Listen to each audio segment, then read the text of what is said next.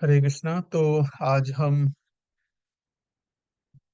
जो सबसे पवित्र स्थान है, हाँ, श्री श्री राधा कुंड, श्याम कुंड, उनकी परिक्रमा करेंगे। उनके आसपास जितने पवित्र लीला स्थलियां हैं उन सब का दर्शन करेंगे।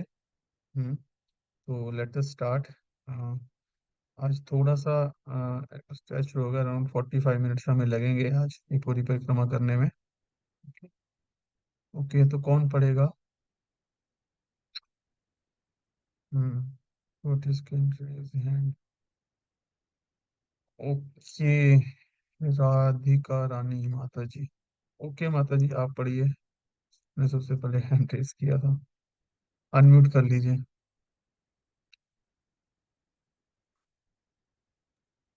हरे कृष्णा प्रभु जी। हरे कृष्णा माता जी। अच्छा, आप हैं, एक मिनट। जी,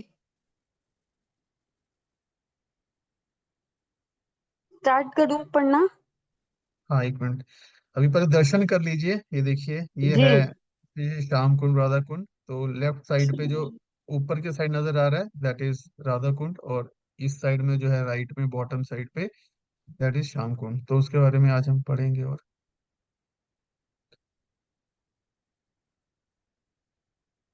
पढ़िए माता जी, शुरू कीजिए।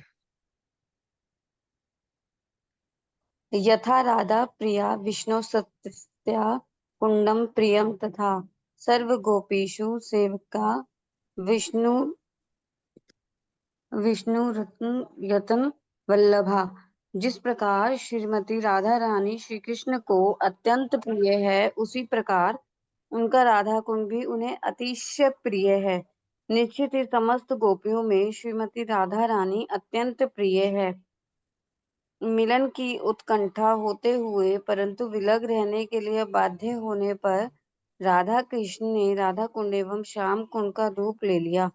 इस प्रकार वे एक दूसरे के मिलन के आनंद अमृत से सराबोर हो गए। इन पवित्र कुंडों की परिक्रमा में अधिक समय नहीं लगता, परंतु आज हम इन कुंडों से जुड़े महान व्यक्तियों के चरित्र एवं लीलाओं के विषय में घंटों सुनने का सुख लेंगे। हम जानते हैं कि हमें ब्रह्मांड के सर्वाधिक पवित्र स्थान की परिक्रमा का सौभाग्य प्राप्त हुआ है, और यह विचार करके कि आज राधा कुंड का आविर्भाव दिवस बहुलाष्टमी है, हमारी उत्कंठा और अधिक बढ़ गई है। कौन अनुमान लगा सकता है कि आज हमें कितनी कृपा प्राप्त होगी?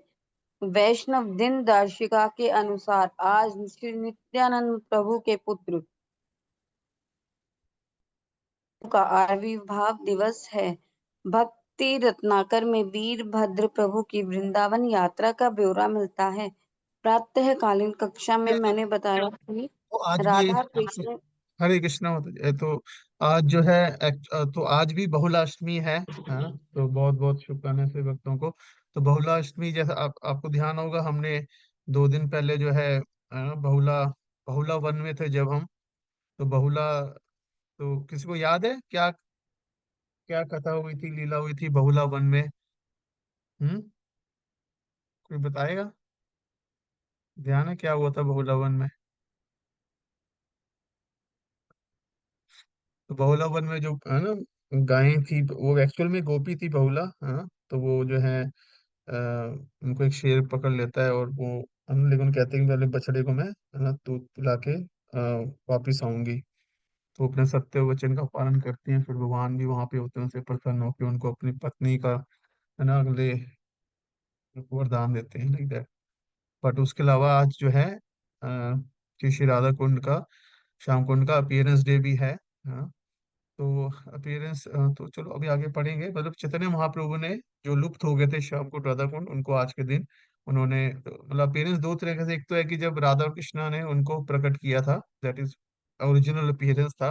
बट उसके बाद जब वो लुप्त हो गए थे, तो आज के दिन चैतन्य महाप्रभु ने उनको दोबारा से प्रकट किया था। तो आज का ये शुभ दिन है, तो हम बहुत ध्यान से मनन करते हुए श्रवण करेंगे। ठीक है माता जी, पढ़िए।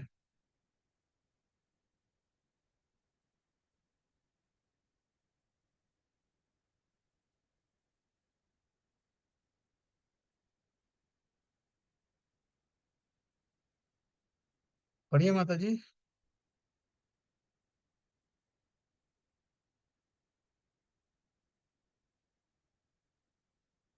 आपको म्यूट हो गया आपका। जी प्रभु जी। हाँ प्लीज करिए। प्रातःकालीन कक्षा में मैंने बताया कि राधा कृष्ण दो रूपों में एक आत्मा है, और श्री कृष्ण को श्रीमती राधा रानी के ही समान राधा कुंड भी अति प्रिय है। जिनके पास दिव्य नेत्र हैं वे शास्त्रों में वर्णित राधा कुंड के स्वरूप को देख सकते हैं। रत्न जड़ित सीढ़ियां, सर्वत्र फलों से लदे वृक्ष, सुगंधित वायु तथा चारों ओर फैले उत्कृष्ट उद्यान। गोविंद लीलामृत में कृष्णदास कविराज गोस्वामी उजागर करते हैं कि राधा कुंड की 8 दिशाओं में श्रीमती राधा रानी की प्रमुख 8 सखियों के 8 कुंज हैं। इन कुंजों का प्राकृतिक सौंदर्य इस संसार के भौतिक सौंदर्य से कहीं परे है। इसी प्रकार श्याम कुंड श्री कृष्ण के 8 प्रिय नर्म सखाओं के कुंजों से घिरा है। इनमें से प्रत्येक सखा ने अपने कुंज की देखरेख एक एक गोपी को सौंपी हुई है। राधा कृष्ण की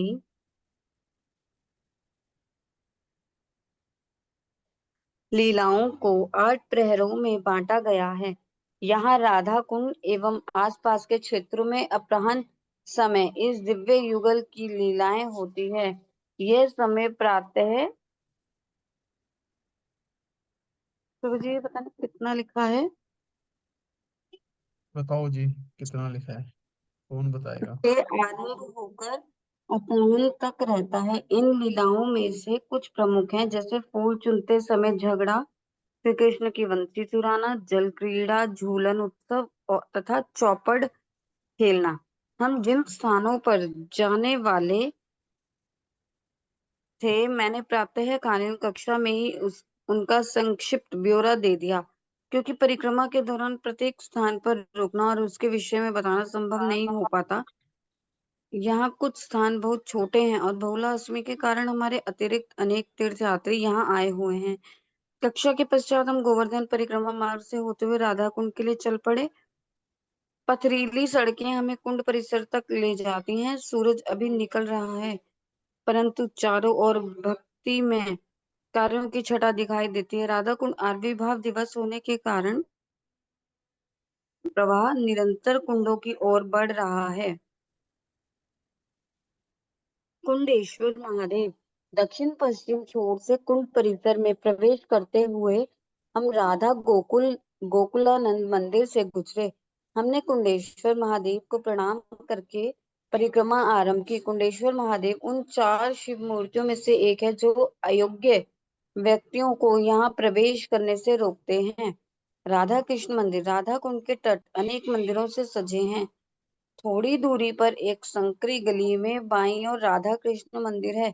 यहाँ राधा कृष्ण के अधिष्ठाता विग्रह स्थापित है। राधा कुंड के खुदाई कार्य की देखरेख करते समय श्रील रघुनाथ दास स्वामी जी को यह विग्रह प्राप्त हुए। गोपाल मणिपुर मंदिर, वहां से हम गोपाल मणिपुर मंदिर की ओर बढ़े। यह राधा कुंड और गोवर्धन परिक्रमा पथ के जंक्शन से अधिक दूर नहीं है। पंडित परम पूज्य। परम पूज्य भक्ति स्वरूप दामोदर महाराज ने कितना लिखा है प्रभु जी?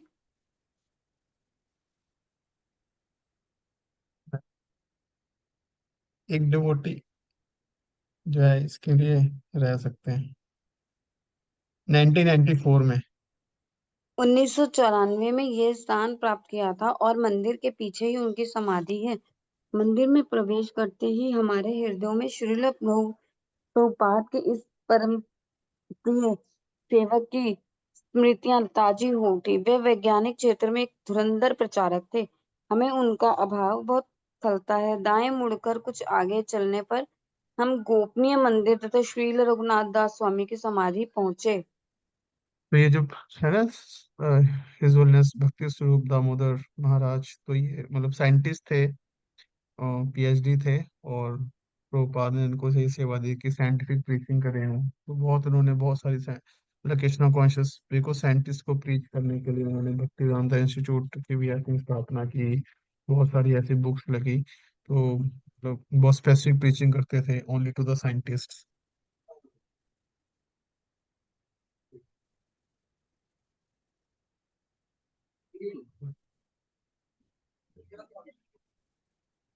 कुंडों के एक दर्शन कर सकते एक मिनट। हैं। नहीं नहीं, यहाँ से पढ़िए।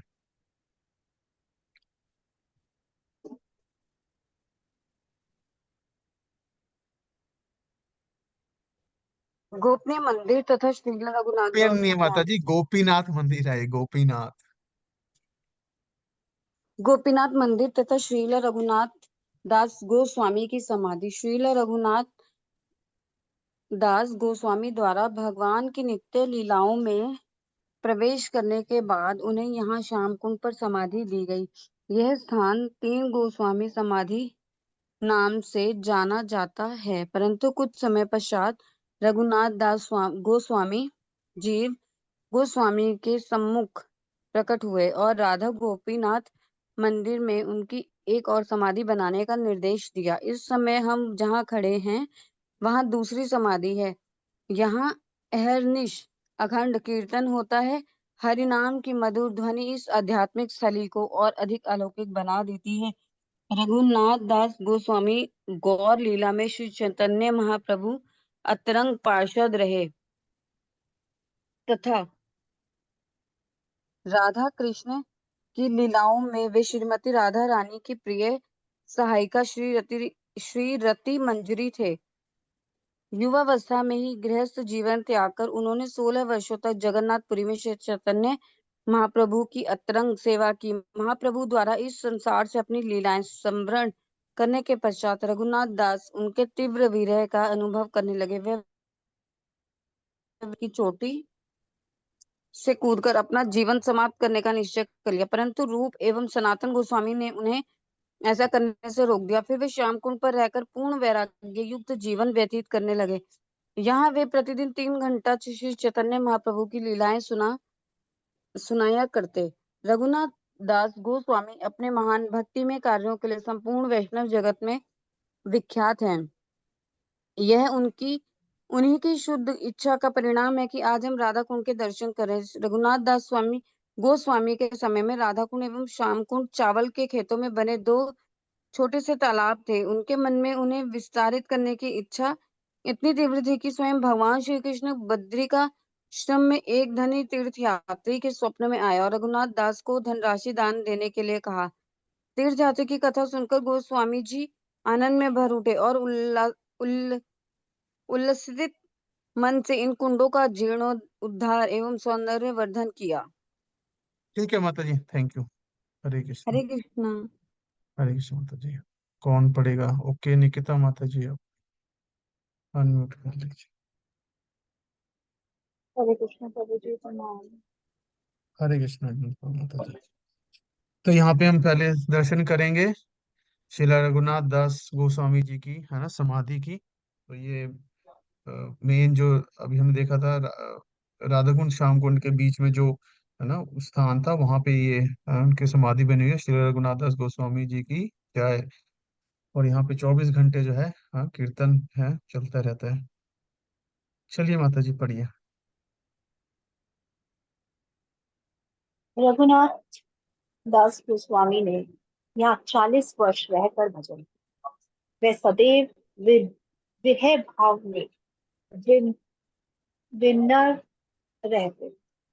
कहा जाता है कि वे पत्थर की लकीर के समान कठोरता पूर्वक भक्ति नियमों का पालन। श्री रघुनाथ दास गोस्वामी के दैनिक साधना कुछ इस प्रकार थी। प्रतिदिन हरि नाम की 64 माला का जाप, अपने आध्यात्मिक स्वरूप में मानसी सेवा, गोवर्धन शिला की पूजा, राधा कुंड में 3 बार स्नान, श्री कृष्ण को 1000 प्रणाम तथा वैष्णव को 2000 प्रणाम करके उनका आलिंगन कर। वह पूरे दिन में केवल 1.5 घंटा सोते थे और कई बार उतना भी नहीं। स्मरण रखें कि जब भगवान का कोई नित्य पार्षद विश्राम करता हुआ दिखाई देता है, उस समय भी उसके अंतरण अंतकरण में अपने इष्ट देव की सेवा जारी रहती है। प्रतिदिन वह केवल एक दिन मतलब 100 ग्राम छाछ पीते थे। एक दोना। गौड़ीय वैष्णव, एक दोना। दोना दिन नहीं है, एक दोना। हाँ, प्रति केवल एक गौन yes, छाछ पीते थे 100 ग्राम। गौड़ीय वैष्णव समाज समाधिज इस इन वृंदावन पृष्ठ में जो भी पृष्ठ का नाम दिया पेज। मैं अपने साथ खड़े भक्तों को देखने लगा जो गहन मनन एवं प्रार्थना कर रहे हैं। केवल पूर्ववर्ती आचार्यों की कृपा से ही हम राधा कृष्ण को समझ सकते हैं तथा उनके परम पवित्र। यहाँ पे रघुनाथ दास गोस्वामी जी की दैनिक साधना को बता रहे हैं। ऑफ कोर्स हम इसकी नकल नहीं कर सकते, बट इंस्पिरेशन ले सकते हैं उनसे कि डेली 64 माला का जाप करना। ऑफ कोर्स वो स्वरूप सिद्ध थे, तो वो अपने मन में उनका जो आध्यात्मिक स्वरूप है, मतलब इसी संसार में रहते हुए अपने आध्यात्मिक स्वरूप में वो, है ना, भगवान की लीला में भी सेवा करते थे, गोवर्धन शिला की पूजा करते थे, राधा कुंड में 3 वर्ष रहा। और देखिए, भगवान को 1000 बार प्रणाम करते थे और वैष्णव को 2000 बार प्रणाम करते थे और उनका आलिंगन करते थे। तो इससे हम, है ना, देख सकते हैं कि भगवान उससे ज्यादा प्रसन्न होते हैं जब भक्तों को हाँ, हम प्रणाम करते हैं तो। और बहुत कम सोते थे। तो हम प्रार्थना कर सकते हैं रघुनाथ दास गोस्वामी जी से कि हमें कृपा करें तो हमें एटलीस्ट एक बूंद भी मिल जाए। हाँ। सॉरी। हम्म। जैसे प्रभु जी गोपाल कृष्ण गोस्वामी महाराज का भी वीडियो आया था ना कि जब ये लिखा है कि आराम करते हैं तब भी वो हम्म। हम्म। अपने इष्ट देव की आराधना ही करते हैं। हाँ, तो महाराज जी बेड पे सोए हुए थे, सोते सोते गौर निताई की हाँ सेवा कर रहे थे, तो लाइक दैट, है ना। चलिए पढ़िए माता जी।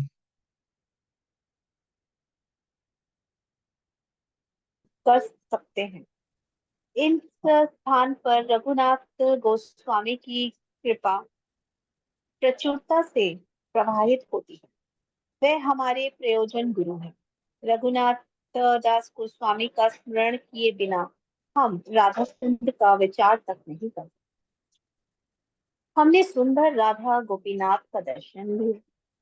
यहाँ गोपीनाथ मध्य में है। श्रीमती राधा रानी उनके दाईं ओर तथा बाईं ओर है अन, अनंग मंजरी। मंजिल।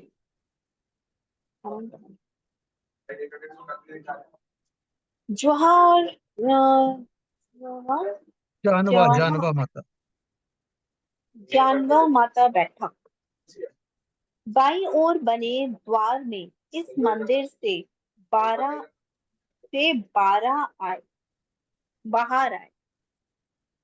बाईं ओर बने द्वार से हम मंदिर से बाहर आए। यहाँ राधा कुंड के उत्तरी तट पर एक छोटा सा चबूतरा है।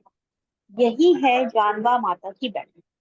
श्री चैतन्य महाप्रभु और उनके अंतरंग पर पार्षदों के अंतर्धान होने के बाद श्री नित्यानंद प्रभु की नित्य संगनी श्री जानवा माता प्रमुख प्रचारक बन गई। यद्यपि वह स्त्री थी तथापि हमारी परंपरा में उनका सम्मान अन्य किसी भी महान वैष्णवाचार्य के रूप में होता है। उन्होंने अनेक वैष्णवों का मार्गदर्शन किया। भक्ति रत्नाकर में उनकी राधा कुंड यात्रा का वर्णन आता है। यही अपनी बैठक में एक तमाल वृक्ष के नीचे जानवा माता को श्रीमती राधा रानी तथा गोपियों सहित गोपीनाथ के दिव्य दर्शन प्राप्त हुए। वे मत मुस्कुराते हुए अपनी मधुर वंशी बजा रहे थे। उनकी उपस्थिति में भला कौन है जो शांत रह सकता है। वह संपूर्ण जगत को आनंद में मदो मदो मधुमत मदोन्मत। करते मदोन्मत्त मदोन्मत्त। श्री राधा ललिता एवं अन्य गोपियों ने श्याम वर्ण युक्त सुंदर कृष्ण को घेरा हुआ। उनके अद्भुत ऐश्वर्य तथा सौंदर्य को देखकर श्री जानवा देवी सहसा अचेत होकर गिर पड़ी। भक्ति रत्नाकर में इस घटना के बाद ही राधा गोपीनाथ विग्रहों की स्थापना की। गौर गणे- गणेश गौर गणेश दीपिका के अनुसार श्री कृष्ण लीला में जानवा देवी श्रीमती राधा रानी की छोटी बहन अनंग मंजरी है। एक उल्लेख के अनुसार राधा कुंड के बीचों बीच एक द्वीप है और वह एक सेतु द्वारा जानवा बैठक से जुड़ा है। वह अनंग मंजरी का रूप है। केवल अलौकिक दृष्टि से उसे देखा जा सकता है।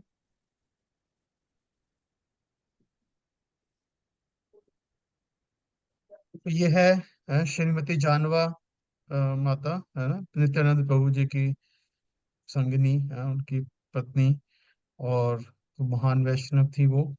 और जब चैतन्य महाप्रभु डिसअपेयर हो गए थे, तो उसके बाद वो यहाँ पे आई थी, और यहाँ पे आके उनको स्वयं भगवान कृष्ण ने और गोपियों के साथ दर्शन दिए थे यहाँ पे। तो यहाँ पे हम दर्शन कर सकते हैं जानवा बैठक की। श्रीमती जानवी माता की जय। पढ़िए माता जी। राधा कुंड के बीचों बीच एक अद्भुत रत्न महल है जहाँ अनंत मंजरी अत्यंत प्रेम पूर्वक दिव्य युगल की सेवा करती है।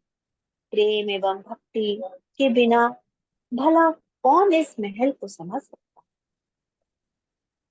वहां से कुछ पल नीचे उतरकर राधा कुंड में जानवा माता का निजी स्नान घर है। इसका निर्माण उनके अनुयायियों ने किया। राधा कुंड पर बनी सीढ़ियों से होकर हम रघुनाथ गोस्वामी की समाधि की ओर चले। कुंड के छोर पर पहुंचकर हम दाहिने मुड़े और राधा कुंड एवं श्याम कुंड के संगम की ओर चले गए। कुछ पल दूरी पर हमारी दाईं ओर एक अत्यंत संकरा रास्ता है जहां एक समय में केवल एक व्यक्ति चल सकता है। धीरे धीरे हम आगे बढ़े।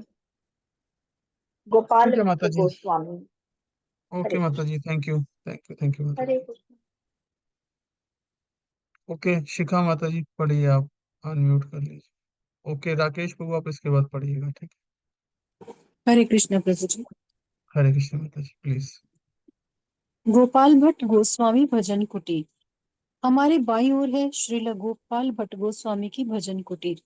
अपनी दक्षिण भारत की यात्रा में श्री चैतन्य महाप्रभु ने श्री रंगम में बालक गोपाल भट्ट के घर चतुर्मास के 4 महीने बिताए। उस दौरान गोपाल भट्ट को महाप्रभु की व्यक्तिगत सेवा का अवसर प्राप्त हुआ।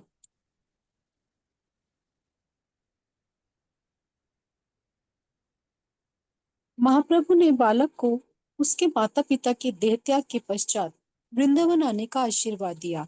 अपने चाचा श्रील प्रबोधानंद सरस्वती द्वारा शिक्षा प्राप्त करने के पश्चात गोपाल वृंदावन आ गए, जहाँ श्रील रूप एवं सनातन गोस्वामी ने स्नेह पूर्वक उनका स्वागत किया।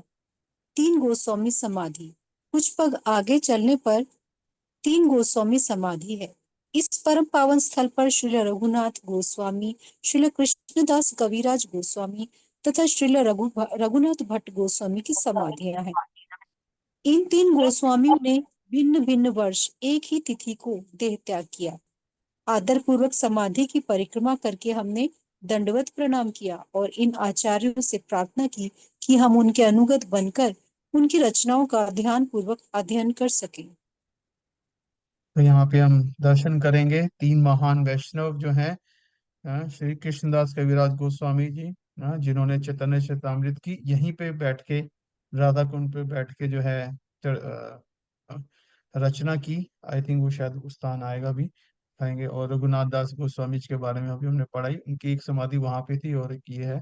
और दूसरा रघुनाथ भट्ट गोस्वामी, जो कि 6 गोस्वामी में से, हाँ, एक गोस्वामी थे। चलिए माता जी। मानस पावन घाट एवं पंच पांडव वृक्ष। श्याम कुंड की ओर चलते हुए हम कुछ समय के लिए मानस पावन घाट पर रुके, जिससे पीछे छूटे सब भक्त आ सके। वहां हमने इन स्थानों की संक्षिप्त चर्चा की।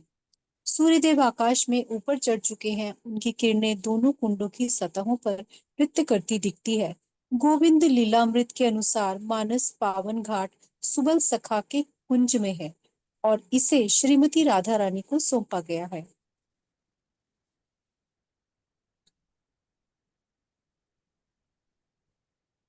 उत्तरी पश्चिमी तट पर सुबल सखा का कुंज है।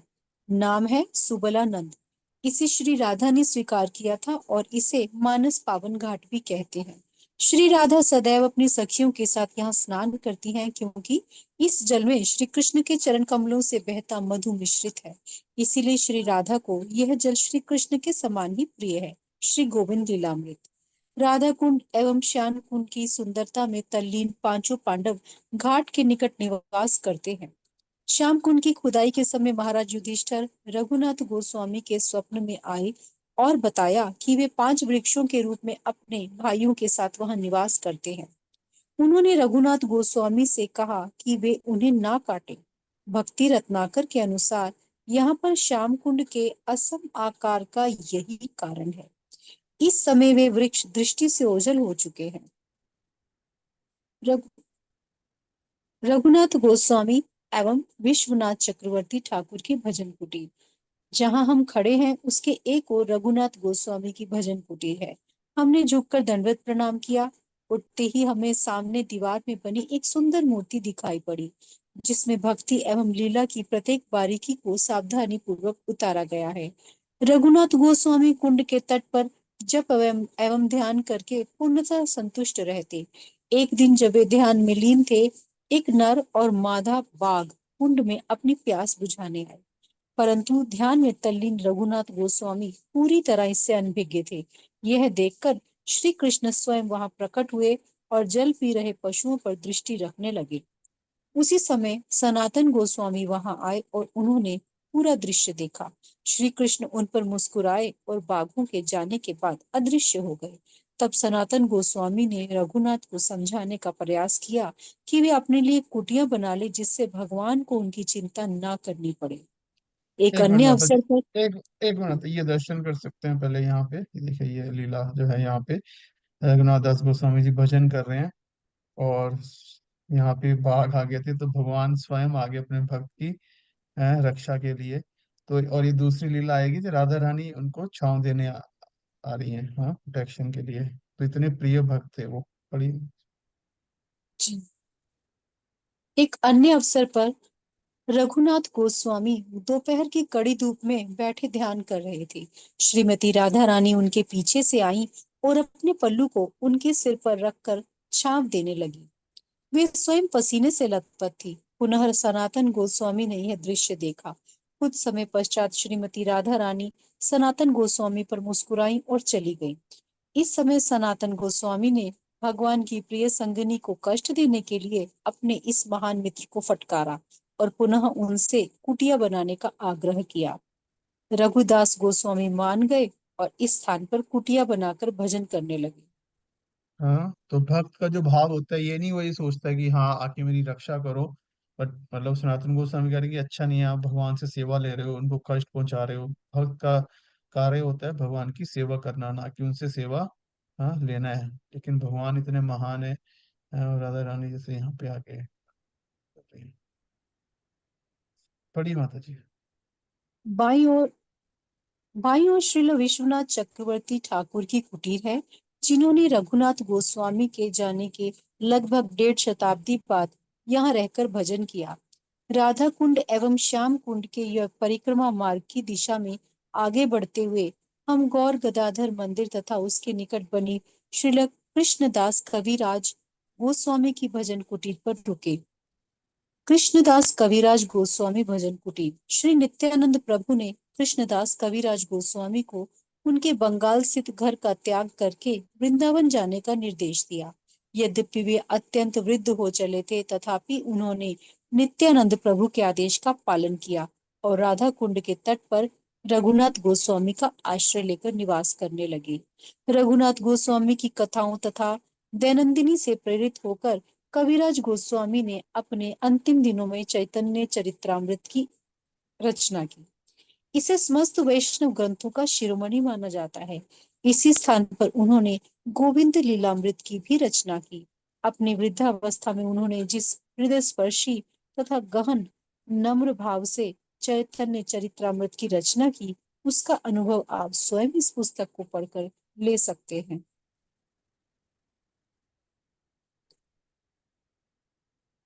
तो यहाँ पे ये शिला कृष्णदास कविराज गोस्वामी जी की भजन कुटीर है, जहाँ पे रह के उन्होंने श्री चैतन्य चरितामृत की रचना की। शिला कृष्णदास कविराज गोस्वामी जी की जय। श्री चैतन्य चरितामृत की जय।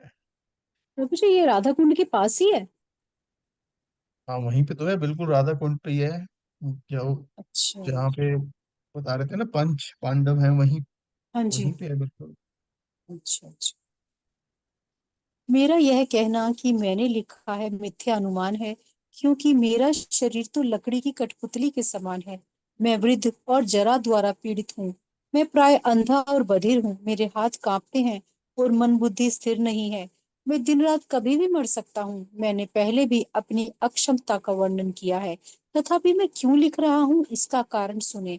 मैं यह पुस्तक श्री गोविंद देव, श्री चैतन्य महाप्रभु, श्री नित्यानंद प्रभु, अद्वैताचार्य, श्री भक्तों, इस पुस्तक के पाठकों एवं श्रोताओं, स्वरूप दामोदर गोस्वामी, श्री रूप गोस्वामी, श्री सनातन गोस्वामी, मेरे गुरुदेव श्री रघुनाथ दास गोस्वामी तथा श्री जीव गोस्वामी के चरण कमलों की कृपा से लिख पा रहा हूँ। इनके अतिरिक्त एक और भगवान है जिनकी मुझ पर अतिशय कृपा है। वृंदावन के श्री मदन मोहन विग्रह ने मुझे आज्ञा दी है और मुझसे यह सब लिखवाया। यद्यपि मुझे यह नहीं कहना चाहिए, परंतु मैं स्वयं को रोक नहीं पा रहा हूँ। यदि मैं यह नहीं कहूंगा तो मेरे ऊपर भगवान के प्रति कृतज्ञता का दोष लगेगा। इसीलिए हे पाठकों, मुझे अभिमानी समझकर मेरे ऊपर क्रोधित ना होइए। चैतन्य चरित्रामृत अनंत्य 20:92 से 100 तक।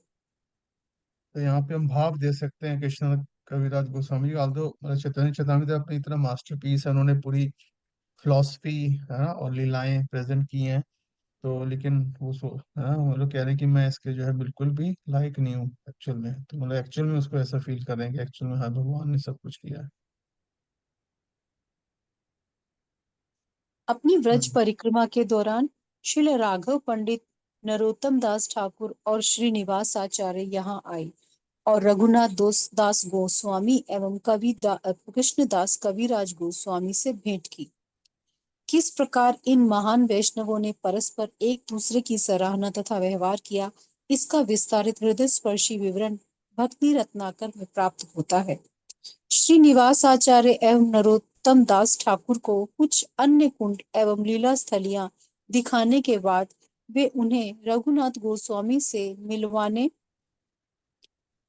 ले गए। श्री राघव पंडित ने रघुनाथ गोस्वामी को उन दोनों के सारे कार्यकलापों का ब्यौरा दिया।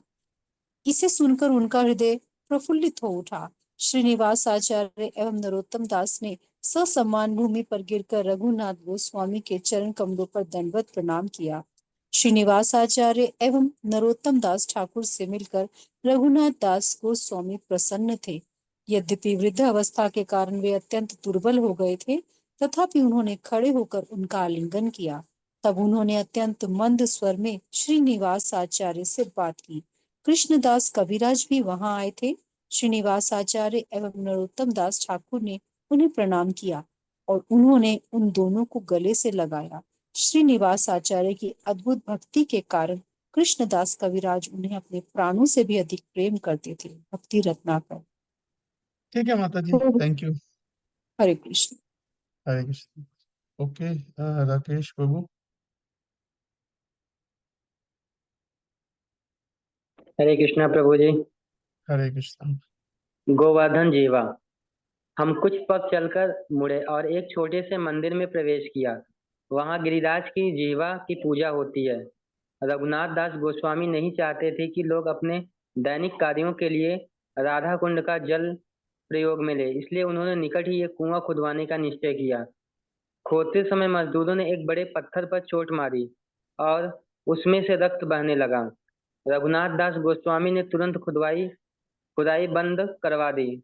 उस रात गिरिराज उनके स्वप्न में आए और कहा कि वह उनकी जीवा है और वे एक मंदिर में उसकी स्थापना करके पूजा करें।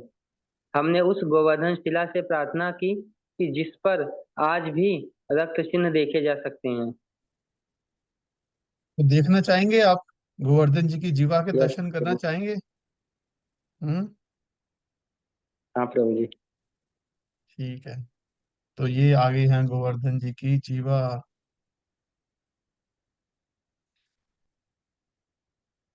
जय गोवर्धन जीवा की जय। दर्शन कर सकते हैं। चलिए पढ़िए। राधा गोविंद मंदिर। तत्पश्चात हम राधा गोविंद मंदिर आए। वृंदावन के श्री विग्रहों के समान ये भी श्री रूप गोस्वामी के प्रतिभू विग्रह हैं। 17वीं सदी के अंत में जब औरंगजेब ने समस्त गोस्वामी मंदिरों को विध्वंस करने का आदेश दिया, तब व्रज के भक्तों ने विभिन्न विग्रहों को जयपुर भेजकर उनकी रक्षा करने के प्रयास किए। जयपुर जाते समय गौड़ी वैष्णव के 3 विग्रह राधा कुंड और कामेवन पर ठहरे। वृंदावन सहित इन दोनों स्थानों पर राधा गोविंद की प्रतिभू मूर्तियों की स्थापना की गई। प्रतिभू मूर्तियों को मूल मूर्तियों के ही समान माना जाता है। राधा कुंड में गौड़ी वैष्णव के 2 अन्य विग्रह श्री राधा मदन मोहन एवं श्री राधा गोपीनाथ की प्रतिभू मूर्तियां भी हैं। श्री राधा मदन मोहन श्याम कुंड के दक्षिणी तट संगम से कुछ मीटर दूरी पर हैं और श्री राधा गोपीनाथ उसी मार्ग पर थोड़ा आगे नित्यानंद बैठक के पास हैं। अब हम पुनः परिक्रमा मार्ग पर आ गए हैं। तो अभी यहाँ पे हम दर्शन करेंगे। ठीक है। श्रील भक्ति विनोद ठाकुर एवं श्री भक्ति सिद्धांत सरस्वती ठाकुर भजन कुटीर। परिक्रमा मार्ग से बाईं ओर जाने वाली एक सड़क भक्ति विनोद ठाकुर की भजन कुटीर तक ले जाती है। गहन विचारों तथा मधुर मधुर कीर्तन का आस्वादन करने के लिए हम वहां रुके। श्रील भक्ति विनोद ठाकुर ने भविष्यवाणी की थी कि एक दिन पूरे विश्व के लोग श्री चैतन्य महाप्रभु का यशोगान करेंगे। पश्चिमी लोगों को कृष्ण भावना स्वीकार करते देखना उनकी सर्व प्रमुख इच्छा थी। तब से श्रील प्रभुपाद भक्ति विनोद ठाकुर के चरण कमलों में जय सचिनंदन जय सचिनंदन का कीर्तन करते देश विदेश के अनेक भक्तों को समर्पित कर रहे हैं। प्रभुपाद श्रील भक्ति विनोद ठाकुर ने भविष्यवाणी की थी कि यूरोपीय और अमेरिकी आएंगे और जय सचिनंदन गाते हुए नृत्य करेंगे। तो आज वह हो रहा है। भक्त हाँ, वहाँ हो रहा है। प्रभुपाद महाराज की कृपा से सब कुछ संभव हो गया है। जय जगत गुरु श्रील प्रभुपाद की जय। तो ये भविष्यवाणी भक्ति विनोद ठाकुर जी ने ऑलरेडी कर दी थी। उनका जो ग्रंथ है नवदीप महात्म्य में, वहां पे उन्होंने ऑलरेडी कि एक तो विश्व का सबसे बड़ा मंदिर बनेगा और दूसरा इस प्रकार से है देश विदेश से भक्त आएंगे और यहाँ पे आके जो है वो संकीर्तन करेंगे। हाँ, तो ये श्रील प्रभुपाद ने वो पूरा किया। हाँ, यहाँ पे हम दर्शन करेंगे दोनों की जो है भजन कुटीर और पुष्प समाधियों की। शिला भक्ति सिद्धांत सरस्वती महाराज जो शिला प्रभुपाद जी के गुरु हैं, और शिला भक्ति विनोद ठाकुर जी जो कि यू नो भक्ति सिद्धांत सरस्वती महाराज के है ना फादर हैं, के पिता हैं, और वो उनके शिक्षा गुरु भी हैं। तो इन सब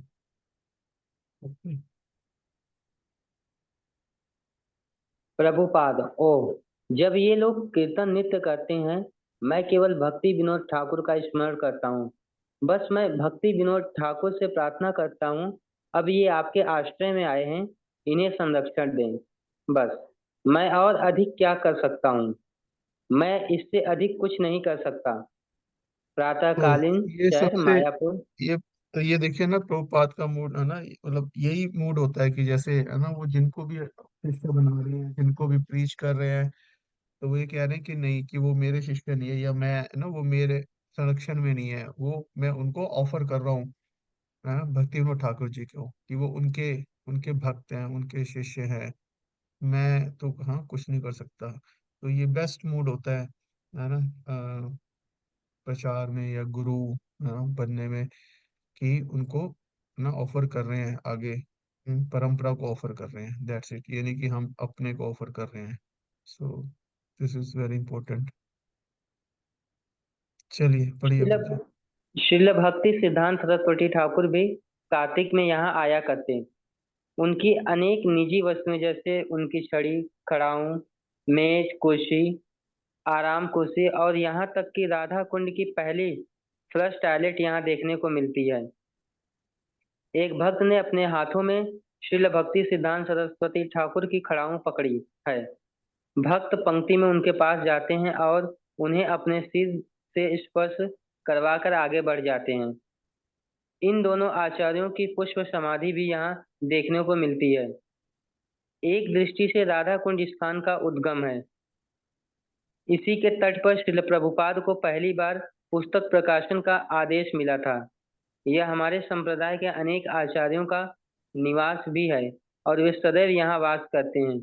हम उनकी कृपा की प्रार्थना करते हैं, क्योंकि ब्रजवासियों की अहेतुकी कृपा ही हमारी एकमात्र आशा है।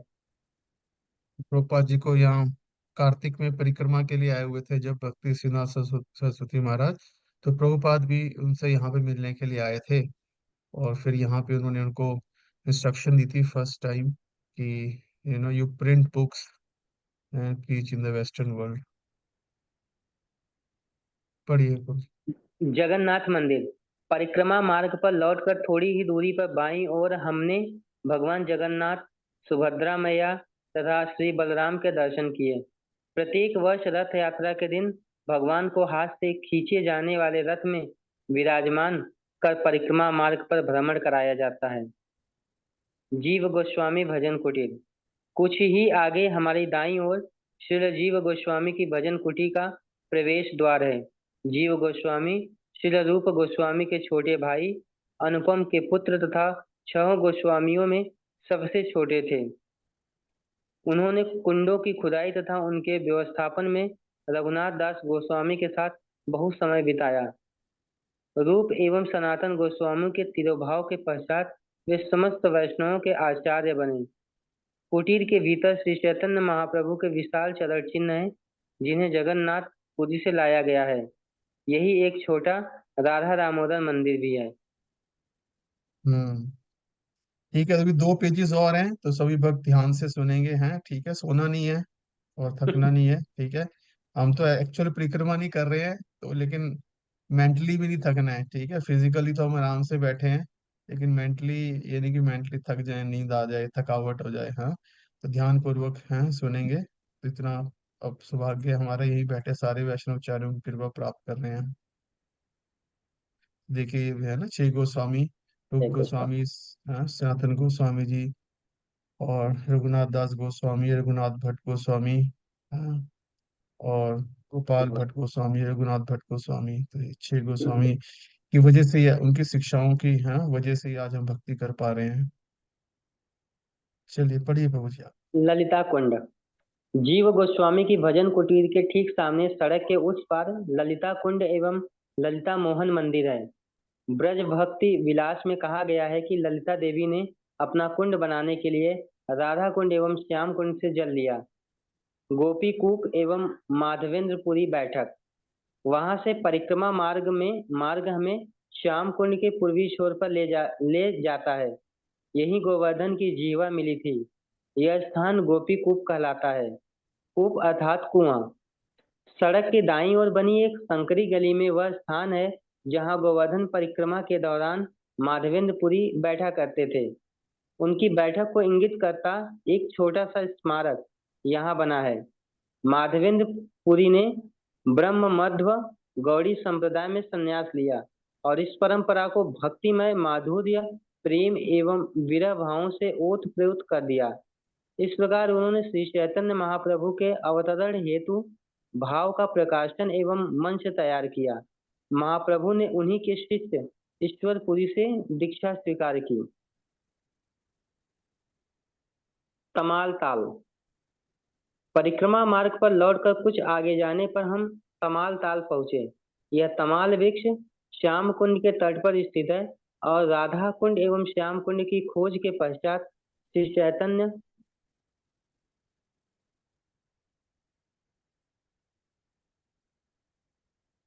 महाप्रभु इसके नीचे बैठे थे।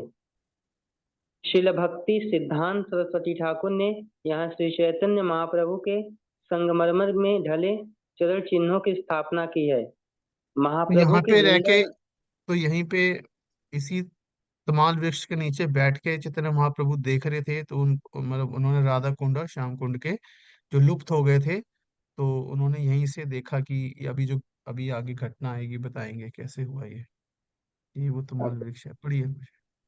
महाप्रभु की वृंदावन यात्रा तक ये दोनों पवित्र कुंड गुप्त बने रहे। बाहर से देखने पर ये दो खेतों में बने दो छोटे जलाशय दिखाई देते। उस समय राधा कुंड के आसपास का गांव आरिट आरिटग्राम या अरिष्टग्राम कहलाता था, क्योंकि यहीं श्री कृष्ण ने अरिष्टासुर का वध किया था। यहाँ पहुंचने पर जब महाप्रभु ने गांव वासियों से राधा कुंड के विषय में पूछा तो किसी को भी इसकी जानकारी नहीं थी। तब महाप्रभु समझ गए कि राधा कुंड तीर्थ लुप्त हो चुका है, परंतु सर्वज्ञ भगवान होने के कारण उन्होंने धान के दो खेतों में उन्हें खोज निकाला। कम जल होते हुए भी महाप्रभु ने उनमें स्नान किया। उन्हें स्नान करता देख सब गांव वालों के मन विस्मय से भर उठे। तब महाप्रभु प्रेम पूर्वक श्री राधा कुंड की स्तुति करने लगे। समस्त गोपियों में राधा रानी श्री कृष्ण की प्रेयसी हैं। इसी प्रकार उन्हें राधा कुंड भी अति प्रिय है, क्योंकि यह कुंड उनकी प्रेयसी को अति प्रिय है।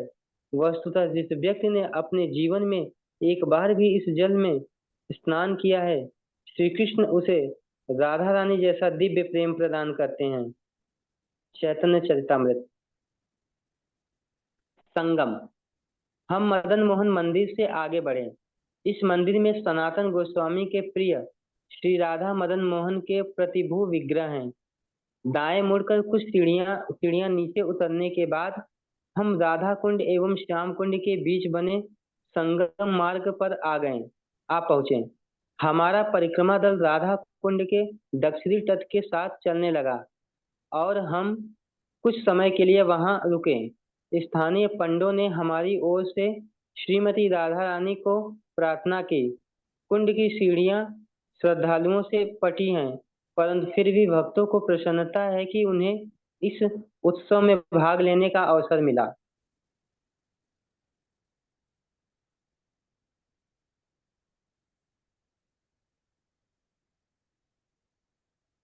हमने राधा कुंड को प्रणाम किया और उसके जल की कुछ बूंदें अपने सिर पर छिड़क कर आगे बढ़े। चलिए आप लोग भी छिड़क लीजिए कुछ बूंदें जल की राधा कुंड के अपने सिर के ऊपर, पवित्र कीजिए अपने आप को और आगे बढ़ेंगे। राधा गोपीनाथ मंदिर और नित्यानंद प्रभु बैठक। पुनः परिक्रमा मार्ग पर 30 मीटर आगे चलकर हम राधा गोपीनाथ मंदिर पहुंचे। यहाँ हमें श्री मधु पंडित के विग्रहों के दर्शन हुए। जैसा कि ऊपर कहा गया है, ये उनकी प्रतिभू मूर्तियां हैं। आंगन में हमने नित्यानंद प्रभु की बैठक के दर्शन भी किए। श्री बलराम के समान वे भी भारत के समस्त तीर्थों का भ्रमण करके अंततः वृंदावन आए। यही उन्हें अनुभूति हुई कि श्री चैतन्य महाप्रभु ने संकीर्तन आंदोलन आरंभ कर दिया है। तो नित्यानंद प्रभु चैतन्य महाप्रभु के आने से पहले प्रकट हो गए थे और पूरे भारत भ्रमण पे थे और करते करते यहाँ पे आए थे।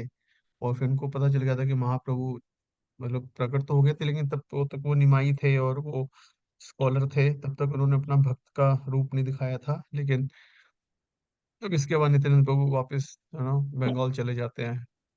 वो मायापुर। तो ये सुंदर दर्शन कर सकते हैं श्याम कुंड जी के। श्याम श्याम कुंड की जय। चलिए बढ़िया।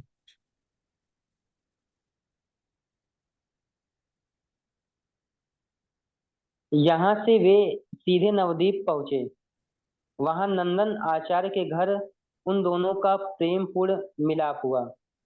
आज हमें चिंतन मनन करने के लिए अनेक विषय मिले, जिन पर ध्यान करते हुए हम अपने शिविर में लौट आए। एक 8-9 वर्षीय बंगाली लड़की भक्तों से घुल मिल गई। पूरे दिन वह हमारे दल की स्त्रियों के साथ कीर्तन एवं लीला श्रवण करती रही, सदैव मुस्कुराती रहती और कभी कोई शिकायत नहीं की। उसे देखकर हम सबको प्रेरणा मिली। राधा कुंड प्राकट्य महोत्सव। हमारा शेष दिन विश्राम करने में बीता। कुछ भक्तों ने राधा कुंड एवं श्याम कुंड की दंडवती परिक्रमा करने का निश्चय किया।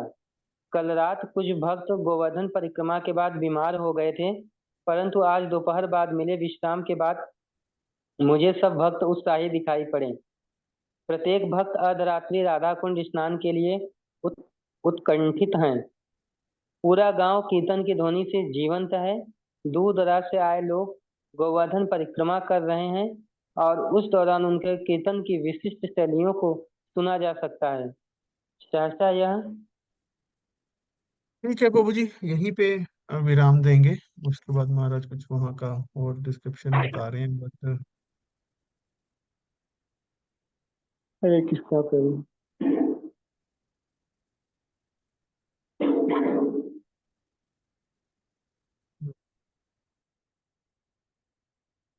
हाँ,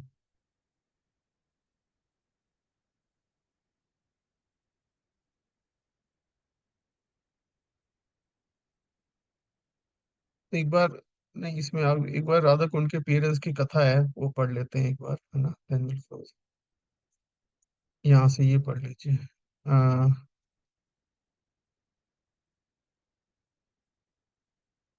पावन तिथियों पर, हाँ, यहाँ से पढ़िए।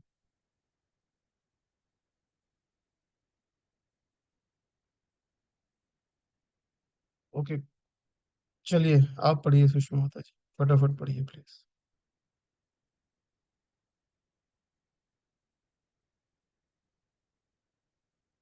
चलिए मैं पढ़ता हूँ। पावन तिथियों पर हमारी परिक्रमा में विशेष अतिथि आते रहते हैं, और आज दोपहर बाद राधा गोविंद महाराज ने राधा कुंड प्राकट्य की कथा सुनाई। श्री कृष्ण द्वारा अरिष्टासुर का वध किए जाने के बाद गोपियों ने उन्हें अपने निकट नहीं आने दिया।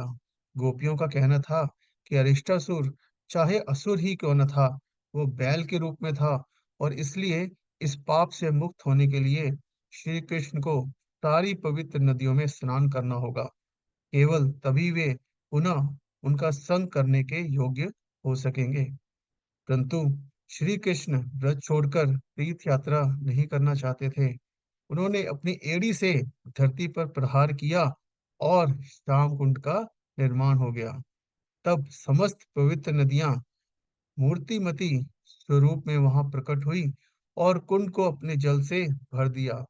श्री कृष्ण ने श्याम कुंड में स्नान किया और मोहक मुस्कान के साथ घोषित किया कि अब गोपियां अपवित्र हो गई हैं, क्योंकि उन्होंने एक असुर का पक्ष लिया है। उन्होंने सुझाव दिया कि शुद्ध होने के लिए वे चाहें तो श्याम कुंड में स्नान कर सकती हैं, परंतु गोपियों ने स्पष्ट मना कर दिया। उन्होंने अपने कंगनों से स्वयं अपना कुंड बनाने का निश्चय किया। खुदाई होने के बाद उन्होंने मानसी गंगा तक पंक्ति बनाई और एक दूसरे को जल से भरे घड़े पकड़ाकर राधा कुंड को भरने लगी। कार्य दुष्कर था। रात होने लगी और कार्य अर्धरात्रि तक चलता रहा। कुंड भी छोटा नहीं था। भरसक प्रयत्न करने पर भी वह लगभग खाली बना रहा। यह देखकर श्री श्याम सुंदर मुस्कुराए। श्री कृष्ण का संकेत पाकर मूर्तिमती पवित्र नदियों तथा कुंडों ने श्रीमती राधिका से नम्र विनती की कि वे उन्हें अपने कुंड में प्रवेश करने की अनुमति दें। जिससे उन नदियों एवं कुंडों का जीवन सार्थक हो सके। श्री राधा की उदार अनुमति मिलते ही वे श्याम कुंड से राधा कुंड में प्रवाहित होने लगी। उसी समय भगवान ने प्रसन्नचित गोपियों के सम्मुख घोषणा की कि श्रीमती राधा रानी का कुंड स्वयं उनके कुंड से अधिक विख्यात होगा और वे सदैव यहाँ लीलाएं करेंगे। श्री राधा कुंड की जय। तो इस प्रकार से भगवान ने ये मतलब अ, राधा रानी ने कुंड बनाया, लेकिन भगवान ने ये कुंड प्रकट किया और अपने भक्त को ग्लोरीफाई किया कि मेरे कुंड से जो है राधा रानी का कुंड है वो ज्यादा प्रसिद्ध होगा। फिर यहाँ पे अरिष्टासुर जो बैल है, अरिष्टासुर बैल बन के आया था, उसका भगवान ने वध किया था और कह रहे थे कि क्योंकि वो है ना गाय है मतलब तो उसका तो इसलिए आपको पाप लगेगा। ठीक है। हरे कृष्णा। तो बहुत बहुत धन्यवाद सभी भक्तों का आज परिक्रमा में भाग लेने के लिए। ठीक है, तो किसी का कोई प्रश्न, कोई पॉइंट, एनीथिंग, कोई कमेंट, कुछ पूछना चाहते हैं? ठीक है। तो अगर कोई प्रश्न नहीं है तो हम इसको यहीं पे विराम देंगे। ठीक है। और कल जो है हम राधा कुंड से अब जाएंगे स्थान है डीग। हाँ, तो डीग में क्या होने वाला है, क्या हुआ वहां पे और क्या होने वाला है वो आपको कल पता चलेगा। ठीक है, तो अभी सभी सो जाइए, जाके विश्राम कीजिए और सुबह प्रातः ब्रह्म मुहूर्त में उठ के मंगल आरती कीजिए, भगवान का नाम जप कीजिए। और भगवत गीता पढ़िए, भागवतम पढ़िए, ज्यादा से ज्यादा भक्ति कीजिए इस कार्तिक मास में, क्योंकि कार्तिक दामोदर मास की जय। ब्रजमंडल परिक्रमा की जय। जगत गुरु शिल प्रभुपाद की जय। हरे कृष्ण।